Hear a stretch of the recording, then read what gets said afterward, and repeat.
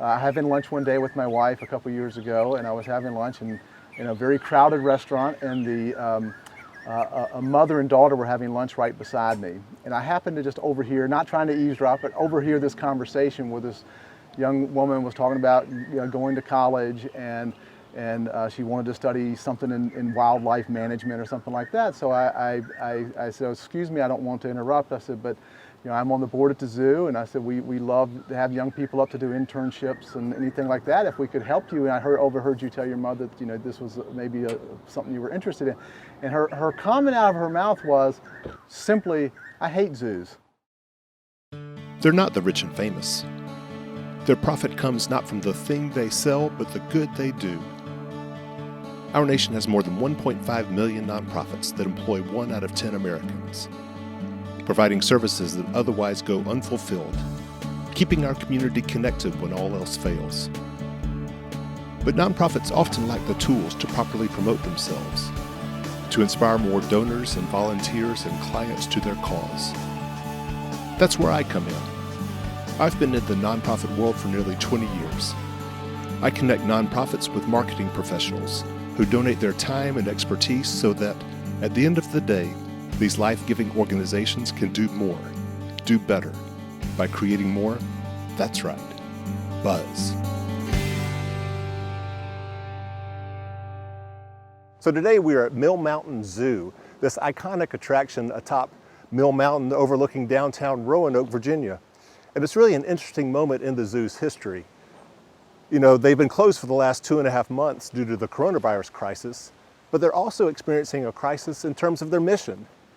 Mill Mountain Zoo was founded nearly 70 years ago as this nursery rhyme-themed amusement park with animals, but now it's something completely different. They're experiencing an identity crisis because of it. I'm hopeful that we can help with that. Contessa! Hi, welcome to Mill Mountain Zoo. We are thrilled to be here. Thank you so much for having us. Is there some kind of zoo unique greeting in the age of COVID-19? We can do animal call, but air high five works. That's good, air high five.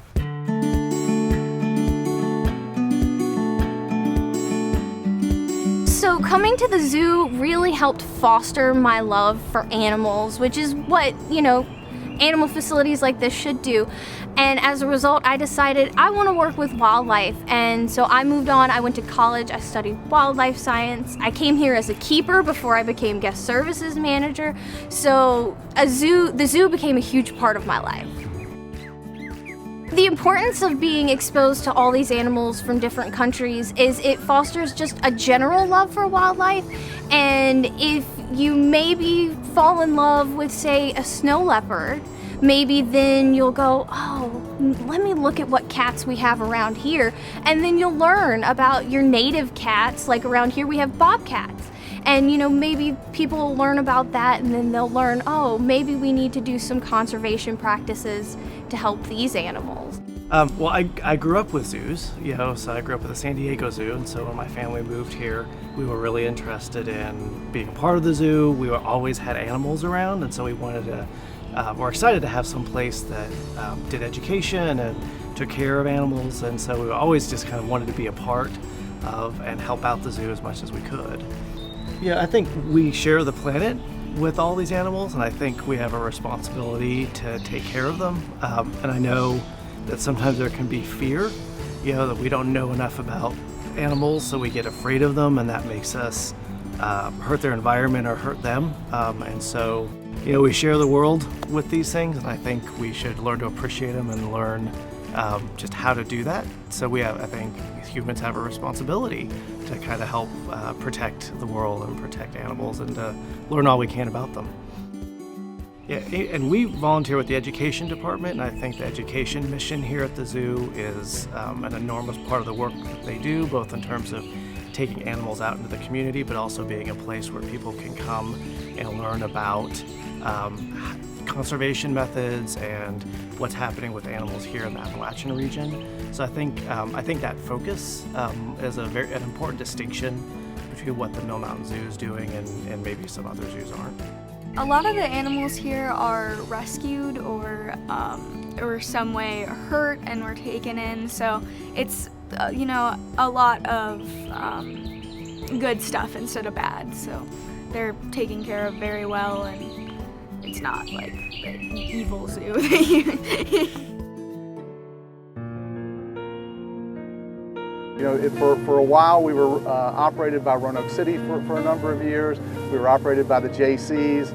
And I believe it was in the late 1980s we became the Blue Ridge Zoological Society and set ourselves up as our own entity, if you will. And our mission has changed from the perspective of it's all about conservation and education as it relates to animals. And so that's sort of been the evolution of the zoo, where it was just purely a zoo to delight in people, and that we still want to do that, but we also want to convey the message of habitat conservation and the importance of these animals into our ecosystems, whether they're here or some animal, you know, around the world in some exotic place. Yeah, so red wolves have an interesting story. They were indigenous and native to the area. They are just about extinct, or almost considered extinct now in the wild. Mill Mountain Zoo has 3% of the world's remaining population in its collection. So it's super important. So one of the things that really underscored for me the importance of sort of a rebranding for the zoo, if you will, was having lunch one day with my wife. A mother and daughter were having lunch right beside me, and I happened to just overhear, not trying to eavesdrop, but overhear this conversation where this young woman was talking about going to college, and she wanted to study something in wildlife management or something like that. So I said, excuse me, I don't want to interrupt. I said, but I'm on the board at the zoo, and I said, we love to have young people up to do internships and anything like that. If we could help you, and I overheard you tell your mother that this was maybe something you were interested in. And her comment out of her mouth was simply, I hate zoos. That's what she said, I hate zoos. And I said, why is that? She said, because you guys keep animals against their will, and you keep them, tied up. And I'm like, well, that's actually not what we do, and that's not our mission. And so I went on to explain it to her. I'm not sure how much it actually sunk in, but what it sunk into me was, for this young person, that this was their impression of what a zoo was. I'm like, wow, we need to change something here, because that's not what we're about at all. So.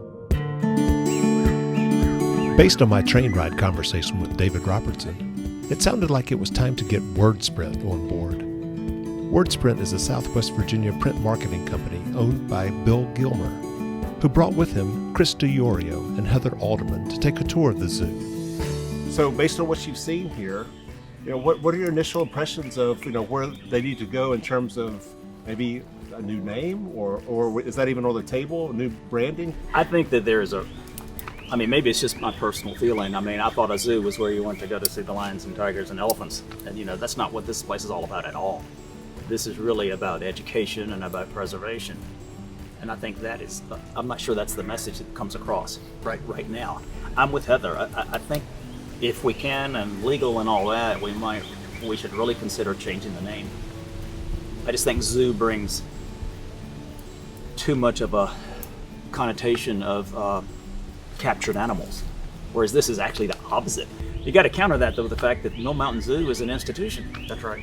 And it's a beloved institution. Everybody loves the idea of, it's right in the community, and almost 70 years of history as Mill Mountain Zoo. Yeah. Yet does that name really reflect where they are now? No. And if not, what would? What would? That's the question. I think the next step is interaction with the board. We already sent them a bunch of questions to start thinking about some identity things. When we do rebranding, the biggest word you hear the most with us is why. Why do you do it? Why is the zoo here? Why do people come? Why? They're going to get sick of us asking why umpteen different ways. And the other word is understanding. We ask all these why questions so that they and we can come to a better understanding of who they are and why they do it. And your brand emerges from that. To get the conversation started, I connected by Zoom the fine folks from Wordsprint with the zoo's board and staff leadership. I think a lot of people, when they think of a zoo, think of, some of those big charismatic species that we will simply never have on top of a mountain in the middle of Roanoke. So I do think that we need to find other ways to get people excited about wildlife, and definitely agree that one of the easier paths and one of the more useful may be that we get them excited about the wildlife that's around here and that they share their neighborhoods with. We also want to make sure that if we did rebrand, it's still something that's easily identifiable to visitors from a tourism perspective, because not everyone will understand that a conservation park is something they can visit and an attraction for their kids. So Jack Hanna has made the comment that Mill Mountain Zoo is one of the most unique settings for a zoo that he's ever seen. I'm very excited for the time where I can shift focus from just kind of, getting up the hill to actually being able to enjoy the view while I'm here too. With all this talk about education and conservation, I decided I needed to get a closer, more hands-on look at what the zoo has to offer. There are bad zoos and there are good zoos. And, we're a good zoo, we're a small zoo, but we're a good zoo. We take really good care of the animals. A lot of our animals live well beyond the life expectancy of, this particular species, like our snow leopards. Honeycutt, our tufted deer, I think is either the oldest or one of the oldest tufted deer in the United States. So we take very good care of our animals, and then we give homes to animals that are not releasable. So the bald eagles, for example, are both animals that were injured in the wild and are missing part of their wing and are not releasable. Our red-tailed hawk, we have some owls also that were injured and can't be released. So, we're a home for those animals. Once they've been rehabbed and, deemed unreleasable, they need a place to live out the rest of their lives. So this is Lincoln, and Lincoln is one of our education animal ambassadors. So she's a ball python. She's one that I often take to schools and other places to educate people about snakes, because that's one of those animals that some people are a little uneasy with sometimes, and they're really actually... You see a snake, and all snakes are poisonous and are going to kill you for what you see in nature, right? Exactly. That's a lot of people's first reaction. And very few snake species are actually venomous. Most of them are constrictors, the kind that squeeze their food. They're very beneficial because they control rodent populations. So these are things we like to educate people out, so they don't, if they see a snake in their yard or while they're out, hiking, that they don't do anything to hurt that animal. Just let it be. It's great. It should be there. It's part of our ecosystem. And hopefully dissuade people from being fearful. Would you like to hold Lincoln? Would I like to, or will I? Will you? I will, absolutely. What do I need to know? So snakes, of course, have very long bodies. They have a lot of ribs and a lot of vertebra. So you want to make sure that you're supporting her entire body weight. So probably one hand right there if she lets go of me. Okay. She's very active right now. Yeah. Okay. Very nice. Wow. She does like to explore, so that's why. Wow. I've never done this before. Awesome. What does she eat? So in the wild... Not humans, I assume. No. Wow. The muscles. Mm-hmm. Yeah, you can feel they're very strong. Wow. And of course, all snakes are strong, but your constrictors are going to be stronger than a venomous snake because they need that muscle to squeeze their food. Right. So, Bambi, you have asked us to put on masks to talk about this chinchilla. Andy is a chinchilla. He's a mammal. So right now we're being extra cautious because there was another zoo that some of their cats, their big cats, their tigers and lions, did test positive for COVID-19 after they had developed a cough and were tested. And we don't know which mammals it can be transferred to, and so better safe than sorry. All right, and so one of the things about this black bear exhibit, and one of the really great messages that sort of complements a lot of what we're trying to do here, is that the bears that we're actually looking to place in this exhibit, especially since they're native bears, these are bears that aren't able to be released back on over to the wild. And so down over there, that's actually where the bear's night house is going to be. So during the times when the bear is off exhibit or needs a place to rest, or if the weather is getting really bad, we have an indoor space that the bears will have access to. There'll be 3 enclosures inside of there, so that if we get 2 bears, then we'll be able to keep them separate if need be. We'll have an outdoor exercise space in case we do have to keep them separated for whichever reason, say one of them's getting a little bit too ornery. Then over through this section over here is the outside exhibit area with the viewing deck going right behind us over here. Virtually everybody is going to come into contact with a black bear at some point or another, especially as Roanoke as a community is really heavily focused towards outdoor experiences. It's almost inevitable that you'll come across them. The Mill Mountain Zoo is not in the red wolf business, or I think even in the train business. Right. They're in the conserve, protect, educate business. And so I would be hesitant to go real hard on a train motif or a red wolf motif in the logo. Now, maybe, you could have a suggestion, you could have a hint, but not as your main. You don't want to be like the railroads that, thought they were in the railroad business, and then automobiles came along, and trucks came along, and they all went out of business because they should have realized they were in the transportation business. So the zoo is in the business of educating us, the public, and in the business of protecting this wildlife. So I think that needs to be the thrust of our branding. So anyway, taking all of these words, I made a list of the tag words like this, weighted them on how often said, how many folks, and importance by context, and I come up with this. Wow. This is how we do statistical process control on this. And then if you sort that by the final weight column, it's very interesting. Final weight from the largest to the smallest. Look at the words that are at the top. Look at the words that break 300. Yeah. Those are exactly the words that we've been talking about so far today. This is fascinating the way that you have gone through this process, because so often we think of marketing as kind of a touchy-feely, subjective. There's not really one right or one wrong answer. It's not science. But the way that you have taken us through this, there's a lot of science that's going into the work that you're doing here. I mean, the best branding is both. You have statistical evidence, you have something to support, but there is that, there's the magic gene. Yeah, right. There's that intuition, that gut feel that captures it. But this kind of analysis is as close as we can come to quantifying that gut feeling.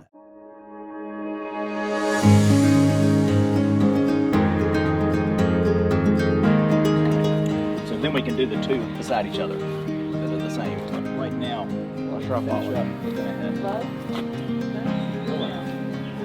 yes, just lift from the front and toss it to the ground. So the big day is finally here. We are so excited to show you what all Bill Gilmer and Wordsprint have done to create some great new branding options for the zoo.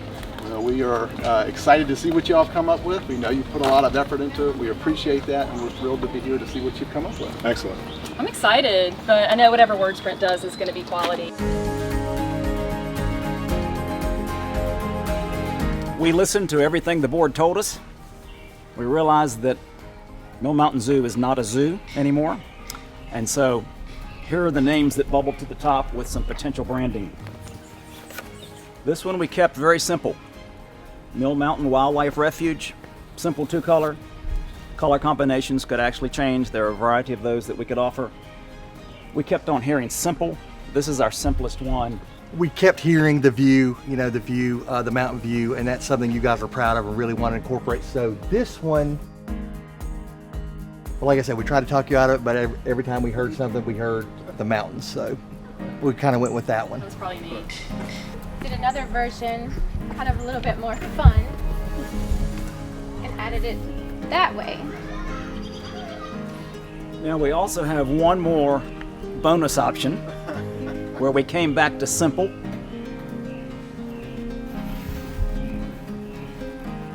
So that's where we are so far. You guys did such a good job, it's going to make it hard to make a selection. Education, conservation, protection, experience could be secondary branding, like at the base of a letterhead or first paragraph of the press release or that type of thing. But we tried to keep it as simple, minimal words as possible. Great job. Stunning.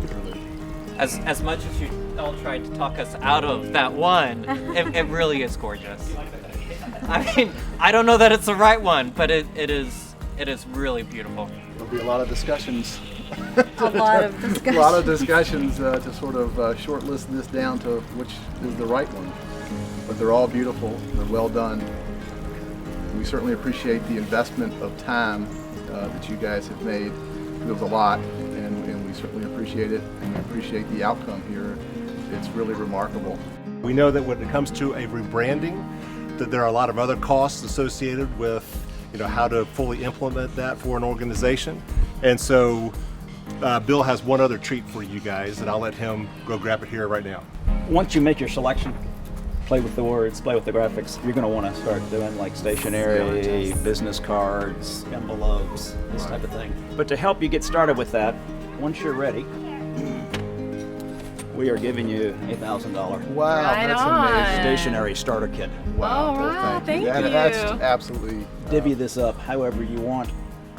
Letterhead, business cards, envelopes, mailings, whatever you want to use it for. Incredibly generous, and just goes further into our gratitude to you guys for doing this. This is a company called Sign Spot in Blacksburg, whose specialty is big wooden signs. Nice. So they are contributing $500 nice. for signage of any kind. Wow. It could be posters, it could be banners, it could be towards it wouldn't cover the entire wooden sign, but it would help. Right. So hang on to this one. We can get ready to do signage, absolutely. and we can help you coordinate with them. Yeah, thank you guys so much. Unbelievable. All right, you are welcome. So as we've mentioned, when it comes to rebranding, there are a lot of other costs and things you got to factor in. We've mentioned signs, we've mentioned letterhead, but there's also some new staff shirts. And so good friend Greg Sacchini here with Press Birch has created something that he is then going to provide once you have the final branding complete for your entire staff. Yeah guys, like Mike said, whatever you guys decide on in terms of a logo, we'll supply the staff with brand new polos. And we would then put this logo on this one, but it can be whatever you want. Wow. What you Thank decide. you so much. Thank you so much. It really is a huge thing to be able to manage to make this move forward without having to worry about all of these hidden costs and everything else like that. And uniforms can be a huge one.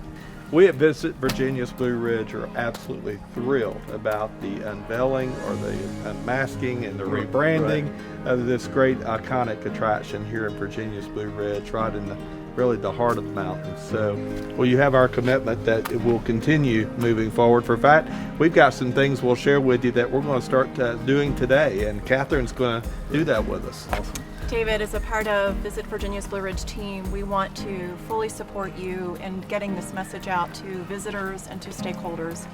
We have the opportunity to send it out through our channels, our online channels, our social channels, through Instagram with over 30,000 followers, and then also through Facebook with over 140,000 followers. We intend to do a joint release with Mill Mountain Zoo and with this rebranding effort, and be able to send that out both locally and externally to our target markets and to folks who can take that message even further. So we're very excited about that. It really falls in line with our destination vision plan, and we're thrilled to see this continue to thrive and move into a new phase. Well, we certainly appreciate again the partnership, and getting that messaging out is super important to us. Ability to continue to survive with people coming and visiting and supporting us, and getting that word out like that makes a huge difference. And so thank you. We're super grateful.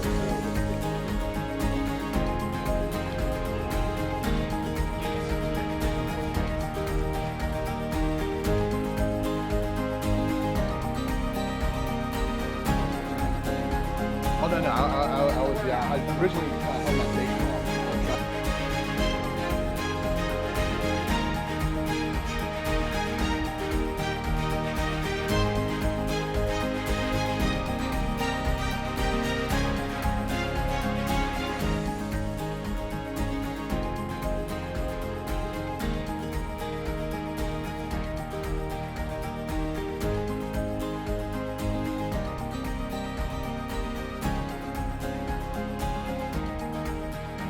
I mean, just absolutely above and beyond, Michael. I mean, just, it's one thing to put together all these different brand and logos within the amount of time frame, but then to also organize, being able to do the stationery and having money for doing the big sign that's out front and organizing the t-shirts. It's like he thought of everything.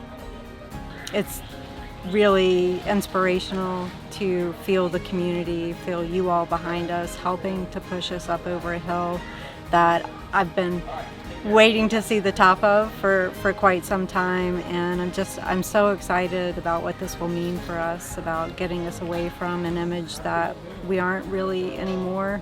You know, we're no longer the little children's zoo on top of the mountain, and we're evolving. You know, we really want to make an impact in this community, and I think sometimes separating yourself from the past is a way to move forward.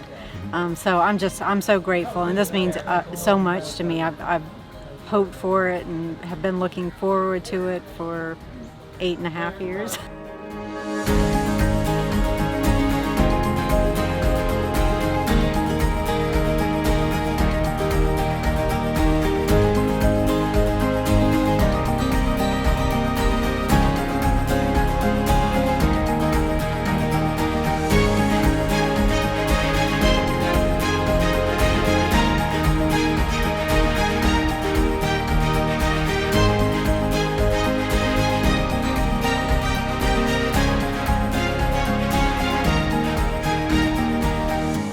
Major funding for Buzz is made possible by Partners in Financial Planning, a Southwest Virginia-based financial planning and investment management firm. partnersinfinancialplanning.com, with additional support by the American Advertising Federation of Roanoke.